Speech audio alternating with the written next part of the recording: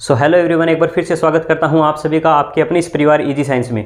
दोस्तों, आज का ये वीडियो काफ़ी ज़्यादा स्पेशल, काफ़ी ज़्यादा खास होने वाला है उन सभी स्टूडेंट्स के लिए जो रीट का एग्ज़ाम देने के बाद काफ़ी ज़्यादा डिप्रेस्ड महसूस कर रहे हैं।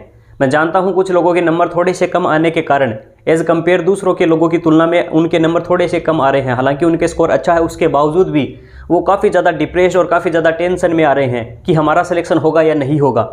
आज मैं अपने ही बारे में आपको कुछ ऐसी बातें बताऊंगा। यकीन मानिए दोस्तों, इस वीडियो को पूरा देखने के बाद आपके अंदर एक अलग ही जोश, एक अलग ही उम्मीदें, अलग ही जुनून होगा और पूरे मोटिवेशन के साथ आप आगे बढ़ने की पूरी कोशिश करेंगे। बार बार कट ऑफ की वीडियो आ रही है, लोग डर रहे हैं, इतना जाएगा उतना जाएगा, सभी हर जगह यही बात चल रही है। इस बीच हम अपना टाइम वेस्ट कर रहे हैं। फर्स्ट ग्रेड, सेकंड ग्रेड जैसे आने वाली एग्ज़ाम में हम अपना फोकस नहीं कर पा रहे हैं, क्योंकि मुझे पता है मैंने भी एग्ज़ाम को 3 बार दिया है दोस्तों ये, और मैं आज अपने ही द्वारा आपको बताऊंगा कि मैंने किस प्रकार से कितना सारा स्ट्रगल इसके अंदर फेस किया है। जब आपकी कुछ कमियां रह जाती है तो लोगों के सामने आपको कैसे फेस करना पड़ता है, और जब आप अच्छे मार्क्स लेके आते हैं तो वही लोग आपकी तारीफ करते हैं जो कल तक आपसे जलते थे। यही हकीकत है दोस्तों। हम सबको पता है 2 नवंबर को जैसे ही रिजल्ट आता है, जिनके अच्छे मार्क्स आते हैं उनको हर कोई अप्रिशिएट करता है, उनको बधाइयाँ दी जाती है।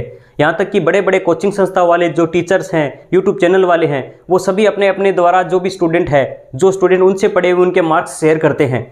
लेकिन सिर्फ उन्हीं स्टूडेंट्स के मार्क्स शेयर किए जाते हैं जिनका स्कोर अच्छा है। कोई बता रहा है कि ये स्टूडेंट मुझसे पढ़ा हुआ, इसके 148 मार्क्स आ रहे हैं। कोई बता रहा है ये मुझसे पढ़ा हुआ, इसके 140, 142, 145 मार्क्स आ रहे हैं। लेकिन आप सभी को भी सच्चाई पता है कि जिन टीचर्स के, जिन कोचिंग संस्थाओं के, यूट्यूब चैनल वालों के खुद की आंसर की में इतने नंबर नहीं बन रहे थे, तो क्या उनके स्टूडेंट के इतने नंबर बन सकते हैं क्या? ये स्टूडेंट की मेहनत थी, टीचर का मार्गदर्शन था, मैं मानता हूँ कोचिंगों का योगदान था इसमें थोड़ा बहुत। लेकिन क्या आप उन स्टूडेंट्स को भूल चुके हैं इस बीच में, जो लाखों स्टूडेंट आपसे ही, आपके यूट्यूब चैनल पर, आपकी ही कोचिंग संस्था में आपका ही कोर्स उन्होंने भी खरीदा था? आपने उनको इग्नोर करके सिर्फ उन्हीं को अप्रिशिएट किया जा रहा है। उनके स्ट्रगल को कोई नहीं देख रहा, जिनके नंबर थोड़े से कम आ रहे हैं। दोस्तों, यही हकीकत है। लोग उगते हुए सूरज को सब सलाम करते हैं, उनको तरफ कोई नहीं देखता जिनका स्ट्रगल। हालांकि इस दुनिया में यही हकीकत है, लोग आपको आपके स्ट्रगल से नहीं, आपकी कामयाबी से जानते हैं। और आज का ये वीडियो उन सभी स्टूडेंट के लिए स्पेशल डेडिकेटेड है जिनके मार्क्स थोड़े से कम आ रहे हैं। दोस्तों, यकीन मानिए, आज नहीं तो कल आपका सिलेक्शन श्योर होगा, और मैं इसका एक जीता जागता आपके सामने एक सबूत हूँ, एक इसका उदाहरण हूँ।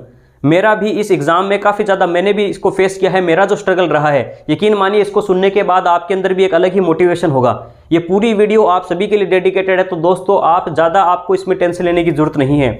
हो सकता है कामयाबी में थोड़ा सा लेट हो जाए, लेकिन कामयाबी जरूर मिलेगी आपको। बस करना सिर्फ यही है, हर बार पीछे बार जो कमियां रहती है उनको जानकर जो आगे बढ़ जाता है, कामयाबी उसी को मिलेगी। आप बार बार सिर्फ उसी चीज़ों को गौर कर रहे हो कि एग्जाम में काश इस पर्सन के स्थान पर ये ऑप्शन मैंने किया था, ये कर देता, ऐसा होता तो ऐसा हो जाता। देखिए, जो पछताता है अपनी ज़िंदगी में, वही पछताता है जो समय को अपने अकॉर्डिंग नहीं डाल पाता। आपको अनुकूल होना होगा परिस्थितियों के अकॉर्डिंग। आपके नंबर कम आ रहे हैं, कोई बात नहीं, ये वास्तविकता है। देखिए, सभी का सिलेक्शन नहीं हो सकता, हमें पता है। इतने लाखों लोगों ने एग्जाम दिया है, लेकिन सिलेक्शन सिर्फ अभी तक पता है 31,000 का ही होगा। अब वो 31,000 कौन होंगे जिनके नंबर अच्छे आ रहे थे? हाँ, ये नहीं है कि आपके नंबर 125 आ रहे हैं, 120 आ रहे हैं, आपके नंबर अच्छा नहीं है। अच्छे नंबर सभी के आए हैं, लेकिन अब यही है कि देखिए, सिलेक्शन सिर्फ 31,000 का होने वाला है। तो आज हम बात करने वाले हैं दोस्तों कि मैंने इस एग्ज़ाम में जो मार्क्स मेरे से गलतियां रही थी, वो गलतियां आप आगे वाले एग्ज़ाम में ना दोहराएं। क्योंकि मैंने जब ये फर्स्ट टाइम एग्ज़ाम दिया था तो मेरे मार्क्स थे 2015 में 109, और मैंने बताया भी था 2018 में मेरे 118 मार्क्स थे। काफ़ी अच्छा स्कोर था पिछली बार भी। मैंने भी काफ़ी कट ऑफ की वीडियो देखी थी उस समय भी, लेकिन किसी की भी कट ऑफ सही नहीं। हर व्यक्ति की कट ऑफ के अकॉर्डिंग मेरा सिलेक्शन श्योर हो रहा था। मुझे भी पूरी उम्मीद थी काफ़ी अच्छा स्कोर है और इसमें सिलेक्शन हो जाएगा। हालांकि 70-30 वेटेज के कारण मेरा सिलेक्शन नहीं हो पाया, लेकिन मैंने फिर भी हिम्मत नहीं हारी।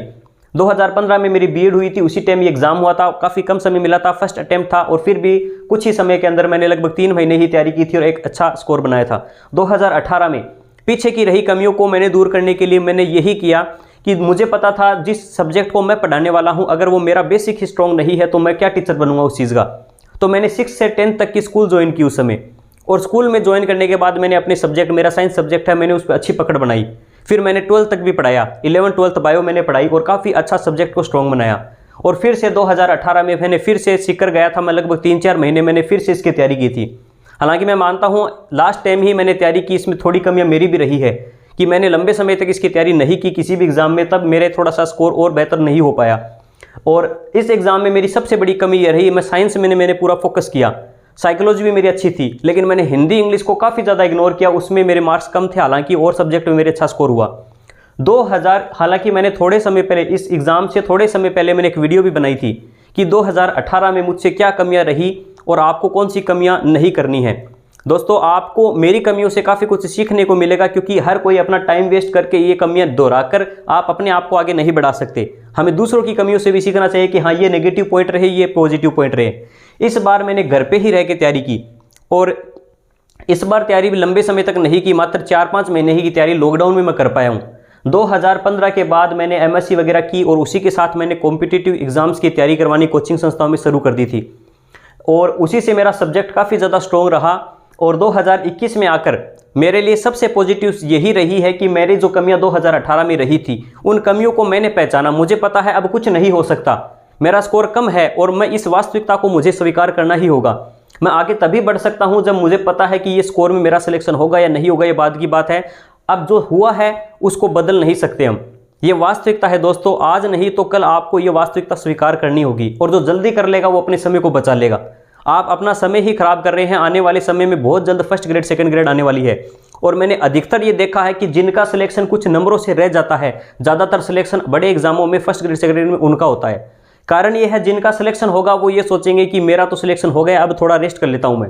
कंटिन्यूटी नहीं बना पाते हैं जिनका सिलेक्शन या जिनका अच्छा स्कोर होता है। जिन थोड़े बहुत नंबर से रह जाते हैं, उनके अंदर एक अलग ही जोश और जुनून देखने को मिलता है। वो अपनी कमियों को दोहराना नहीं चाहते, उन्होंने फेस किया है उस चीज़ को। दोस्तों, मैं हमेशा कहता हूं, कॉम्पिटिटिव एग्जाम में हार जीत जैसी कोई चीज़ नहीं होती। ये एजुकेशन का सिस्टम है, थोड़ी बहुत कमियां कुछ रही है, हमें कमियों का एहसास होता है हर एग्ज़ाम में, लेकिन जितना जल्दी हो जाए उतनी जल्दी हमें कामयाबी मिलेगी। मैंने इस एग्ज़ाम में मेरा पॉजिटिव पॉइंट यही रहा है कि जो चीज़ें मुझे सीखनी थी मैंने इतने लोगों को पढ़ाई है, और निस्वार्थ आप, मैं सबसे बड़ा इसमें मेरा जो इतना अच्छा स्कोर रहने का कारण मैं सबसे बड़ा मानता हूँ, तो मैं अपनी नीयत को मानता हूँ। मैंने इस एग्ज़ाम में साइकोलॉजी को, हिंदी को, इंग्लिश को, इतने सारे लोगों को पढ़ाया है, 1 रुपया भी किसी से भी नहीं लिया। और पढ़ाने से आपको पता है आपका स्ट्रोक कितना आपका जो सब्जेक्ट है कितना ज़्यादा स्ट्रॉन्ग होता है। तो मेरा सबसे बड़ा कारण यही था दोस्तों कि और मैं पूरी एक वीडियो भी लेके आऊँगा कि आपको कॉम्पिटिटिव एग्जाम की तैयारी कैसे करनी है। जो मुझसे कमियाँ रही वो आप ना दोहराएं, और कौन सी पॉजिटिव चीज़ें रही है जो आपको करनी चाहिए आने वाले एग्जाम में, तो पूरी स्ट्रेटजी के साथ एक वीडियो लेकर आऊँगा।